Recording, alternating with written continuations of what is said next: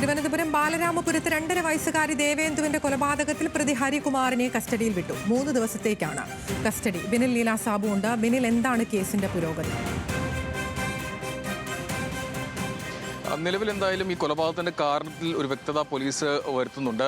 അതിനുവേണ്ടിയാണ് ഇപ്പോൾ കസ്റ്റഡിയിൽ വാങ്ങിച്ചിരിക്കുന്നത്. 3 ദിവസത്തെ കസ്റ്റഡിയിലാണ് ഹരികുമാറിനെ ഇപ്പോൾ വിട്ടിരിക്കുന്നത്. അല്പസമയം മുമ്പാണ് കോടതി 3 ദിവസത്തെ കസ്റ്റഡിയിൽ വിട്ടത്. അതിനുശേഷം നെയ്യാറ്റിൻകര ജനറൽ ആശുപത്രിയിലേക്ക് പ്രതിയെ കൊണ്ടുവന്നു. അതിനുശേഷം വൈദ്യ പരിശോധന നടത്തി. ശേഷം ഇപ്പോൾ വീണ്ടും കോടതിയിലേക്ക് കൊണ്ടുപോയിരിക്കുകയാണ്. 3 ദിവസത്തെ കസ്റ്റഡിയിൽ പോലീസിന് ലഭിച്ചു. നിലവിൽ എന്തായാലും ഈ കുട്ടിയുടെ അമ്മ ശ്രീധുവിനോട് ചില ആവശ്യം ഉന്നയിച്ചു. അത് നിരാകരിച്ചപ്പോൾ കൊലപ്പെടുത്തി എന്നാണ് നിലവിൽ ഈ റിമാൻഡ് റിപ്പോർട്ടിൽ ചൂണ്ടിക്കാണിച്ചിരിക്കുന്നത്. പക്ഷേ ഇതിൽ ഒരു ആശയക്കുഴപ്പം പോലീസിനുണ്ട്, അല്ലെങ്കിൽ വ്യക്തതക്കുറവുണ്ട്.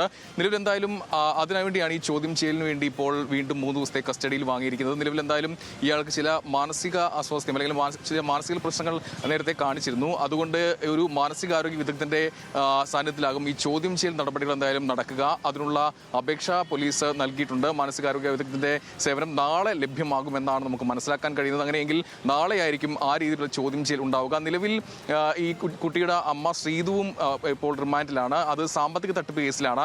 നിലവിൽ ശ്രീധുവിന്റെ സാമ്പത്തിക ഇടപാടുകളിൽ ചില ദുരൂഹതകൾ പോലീസിന് കണ്ടെത്തിയിരുന്നു. അതിന് പിന്നാലെ പരാതി ലഭിച്ചു. 10 ലക്ഷം രൂപ തട്ടിയെടുത്തു എന്നുള്ള പരാതിയാണ് ലഭിച്ചത്. ആ കേസിൽ ശ്രീധു റിമാൻഡിലാണ്. ശ്രീധുവിനെയും പോലീസ് കസ്റ്റഡിയിൽ ആവശ്യപ്പെടുന്നുണ്ട്. ആ കേസിൽ മാത്രമല്ല, നിലവിൽ ദേവേന്ദ് കേസിലും ശ്രീധുവിന് പങ്കുണ്ടോ എന്നുള്ള കാര്യത്തിൽ പോലീസിന് സംശയമുണ്ട്. പക്ഷേ അതിലേക്ക് എത്തുന്ന തെളിവുകളൊന്നും പോലീസിന്റെ പക്കൽ ഉണ്ടായിരുന്നില്ല. അതുകൊണ്ടാണ് ആ കേസിൽ പ്രതി ചേർക്കാത്തത്. നിലവിൽ എന്തായാലും ശ്രീധുവിനെ കൂടി കസ്റ്റഡിയിൽ വാങ്ങി വരും ദിവസങ്ങളിൽ ഇരുവരെയും ഒരുമിച്ചിരുത്തി ചോദ്യം ചെയ്യാനുള്ള നീക്കത്തിലുമാണ് പോലീസ് നിലവിൽ എന്തായാലും ഉള്ളത്.